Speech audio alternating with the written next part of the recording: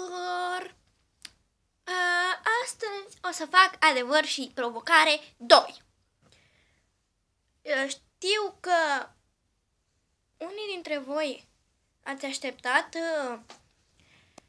această filmare și mai ales o persoană a așteptat foarte mult această filmare, deoarece mi-a lăsat comentarii pe YouTube. Și se numește Adina Eilul. Da.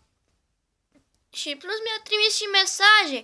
Magda, te rog, fă adevăr și provocare 2. Te rog, fă adevăr și provocare 2.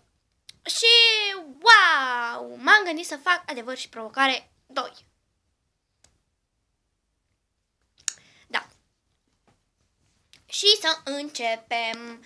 Stați doar puțin să fixez telefonul.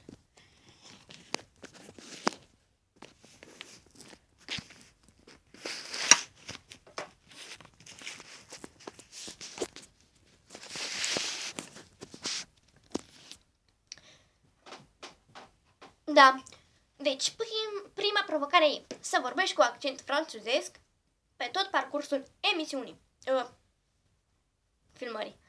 Am ceva cu emisiunile.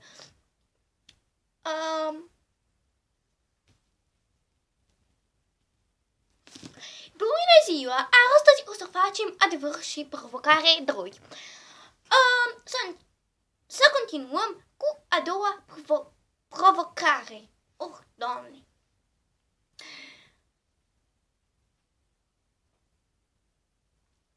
Păi, freacă nasul de un pahar. Păi, da, mi-am adus doar o ceșcuță aici. După cum vedeți, doar o ceșcuță, așa că o să-mi frec nasul de ea, așa.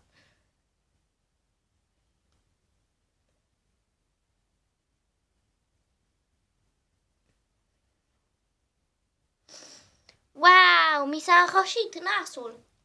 Da. Și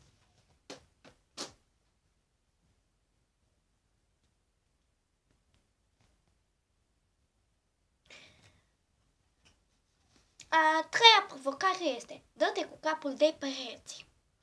Wow. Nu-i nimic, doar a venit fratele meu acasă. Și acum să continuăm cu provocarea, cred că era a treia, sau nu știu. Provocarea a treia, care este, v-am spus mai devreme, să mă dau cu capul de pereți. Wow!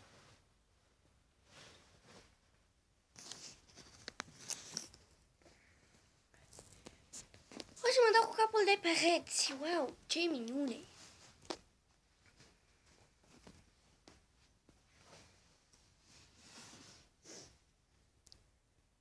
Și 1, 2, 3.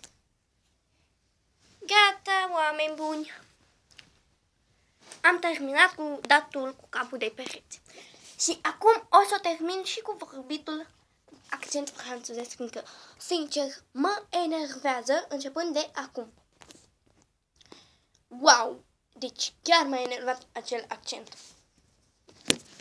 Să revenim la normal. Da. A patra provocare este: mâșgălește-ți palma stângă cu pixul. Și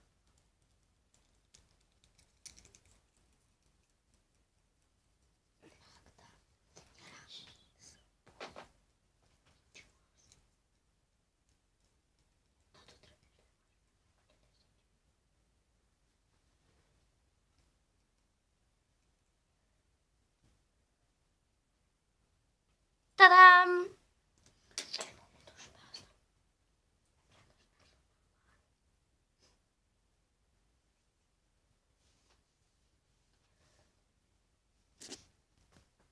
Și acum a cincea provocare: să pui sare în palmă.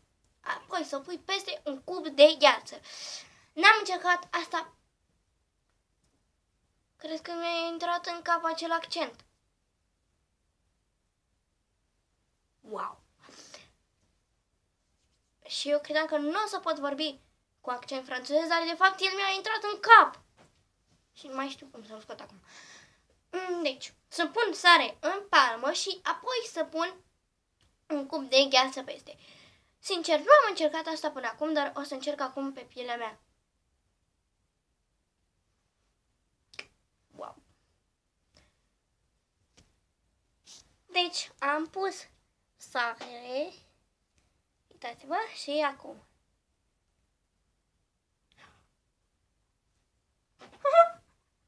Au, au. Mă ustră!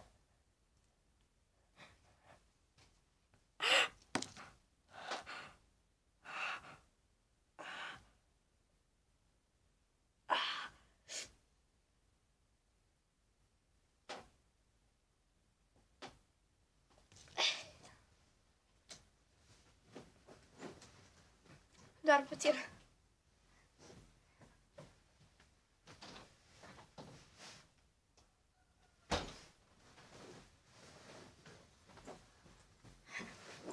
L-am aruncat, evident. Uitați ce mi-a făcut la mână. Deci, a cincea provocare este să te lași de YouTube. Ok. Glumeam. Nu mă las. Nu.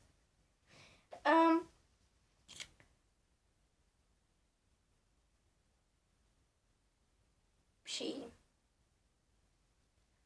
acum... Da. A șasea și ultima provocare. Să îți enumeri toți prietenii sau toți dușmanii. Da. Păi, nu am dușmani, așa că vă voi spune doar prietenele mele. Păi, prima prietena mea este Alisa, care mă cunoaște de când eram mică și care mi-a fost alături la orice pas și mi-a dat sfaturi mereu și oricând.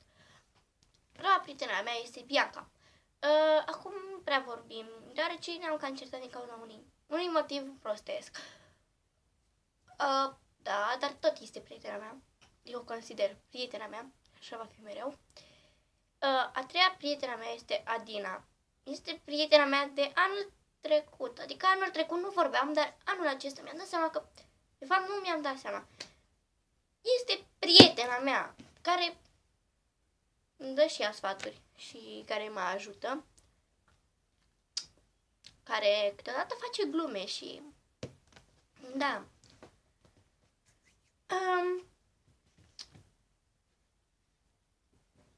Da. Care, Adina, chiar ea mi-a dat provocarea asta pe YouTube. Adina Eilul. Da. Și a patra prietena mea este Andreea Țuțoi.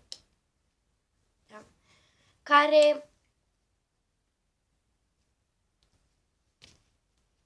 și Andreea Țuțoi este o prietenă foarte bună și mă înțeleg foarte bine cu ea, la fel cum mă înțeleg și cu Alisa și cu Alina. Deci cu Alisa și cu Andreea chiar mă înțeleg foarte bine.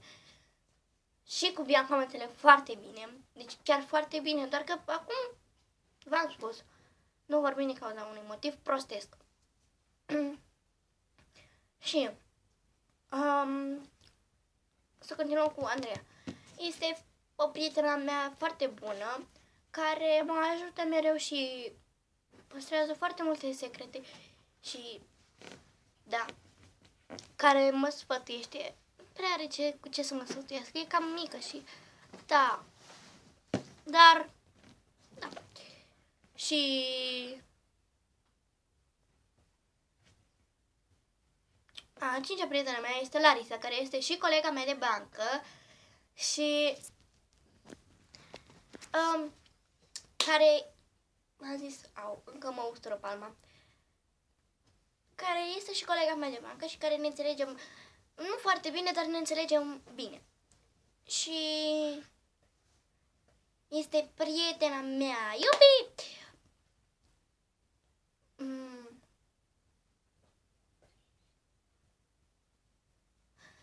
Încă o prietenă de-a mea mai e și...